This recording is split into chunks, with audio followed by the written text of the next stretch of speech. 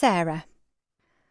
Born 1944 in Bangor, Wales, and growing up in a professional middle-class family with one sister.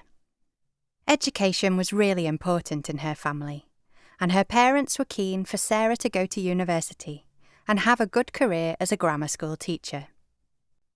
My dad took me to a Beethoven concert as a treat for passing the 11+. Once a month, she was allowed to go to the cinema and the ice cream parlour.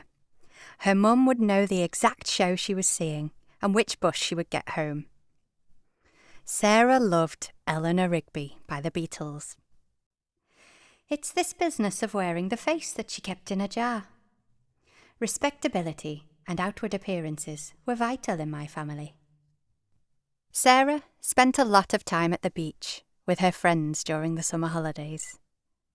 When naughty things happened, this was often behind the beach huts, away from the grown-ups.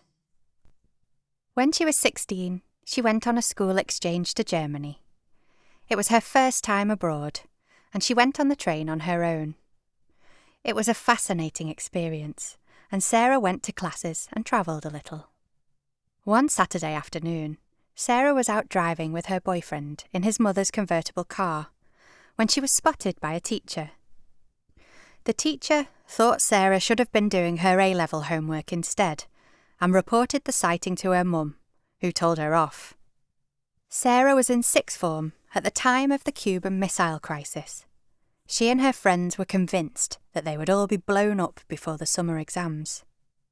With the future suddenly much less certain, Sarah abandoned her plans for university and switched to nursing training. Her parents were not pleased. At 18, Sarah left home to start nursing training in London, living with other students in a nurse's home. When she wasn't doing classes or on shift, Sarah had a taste of freedom and leapt at the chance to explore the sights of London. But this moment of independence was short-lived. Living in the nurse's home was like being at boarding school, with very little independence for the student nurses. The matrons measured their skirts to check that they were the regulation length. Student nurses often dated male medical students, but the girls were treated far more harshly by the staff if they broke the strict rules. One sister would wait on her balcony and pour water from a watering can onto any couples she thought were lingering too long when saying their goodnights. "You've been out there quite long enough, nurse."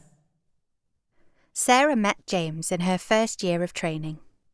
They started dating and got engaged when Sarah was 19, marrying a year later.